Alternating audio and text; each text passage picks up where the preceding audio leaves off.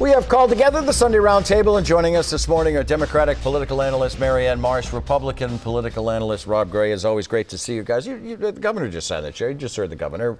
Will his last 8 months, what is it, about 8 months or so in office, affect his legacy, or don't they matter, Marianne? Well, I think he's going to be remembered as the master of disaster, because he started out with the apocalyptic snow, bookended by COVID. But in between, in these last 8 months, he ran as a business guy, right? He wanted to show everyone he could run state government like a business guy. You look at the last few weeks, months, the budget, tax cuts you talked about, investments, all that. He wants to remind everybody of that. But ultimately, snow, COVID. Master of disaster. Yes. Rob. I mean, there's a lot of big issues on deck, so I think it is going to impact his legacy.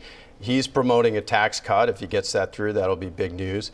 He's trying to stop a major tax increase on the ballot in November as well, so that could be big news. And finally, you talked about the licenses for illegal immigrants. He indicated he's probably going to veto that. Right. And that's going to be a legacy issue because 50% of voters oppose that, but 80% of the Senate voted for it. Charlie Baker is much more in touch with people on that issue, general voters. So if he does that, it's likely to be overridden anyway, Yeah, right? it will be. It is, but I think it matters if he stands up for it, and maybe he'll get a victory where some of those amendments go through. Maybe the legislature will see some sense. They weren't in the Senate, but when it goes to a conference committee, it's a whole new ballgame. You start from scratch again, essentially.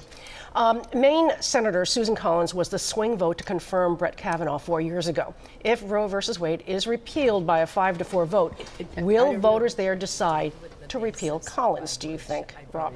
Well, she's not on the ballot until 2026, and the rule of politics is always remember that voters forget.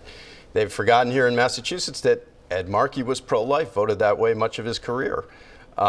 Richie Neal, still pro-life. So, you know, voters forget these things, and I think it'll be probably long gone by 2026. So she's got lots of cushion, is what Yes. you're saying. Marianne. You know, for Maine's bad judgment, the rest of the country is going to pay, unfortunately. So for every great Janet Mills or Margaret Chase Smith, there's a bad Susan Collins, who is not only a bad Massachusetts deputy treasurer, she's a worse Maine United States senator. And speaking of senators, Senator Elizabeth Warren has returned to the role of national media darling with the leak of Justice Alito's draft opinion. So, Marianne, does this reaffirm her not-so-secret plan to run for the White House if Biden does it in 2024? You know, angry Elizabeth Warren might be my favorite Elizabeth Warren. And there's been a shadow primary going on between Elizabeth Warren and Hillary Clinton if Joe Biden doesn't run. That went out in full display this week in light of the Alito decision on Roe v. Wade. So you will see much, much more of this. But frankly, Elizabeth Warren and Hillary Clinton have done a much better job responding to the apocalypse that is the women's rights right now than either Biden or Schumer, and they're going to keep it up. If nothing more, she hit the ground running, as evidenced by the video we just showed you. She looks like she's running. She may run if Biden does run and pull a Ted Kennedy against Jimmy Carter. Let's remember, Joe Biden has Jimmy Carter-like numbers. It didn't work out well for Ted Kennedy, but part of that's execution. Biden's numbers are terrible. He's primed for the picking. The U.S. Supreme Court this week told Boston it was wrong to deny a Christian group to fly a red banner with a red cross at City Hall. Now the Satanic Temple in Salem wants in too. Has Pandora's box been opened, Rob? Well, I don't know about that. I mean, these flags fly for like 1 hour. Nobody noticed. 284 times the permits went through. They flew the Chinese flag. They flew the Cuban flag, and nobody protested that.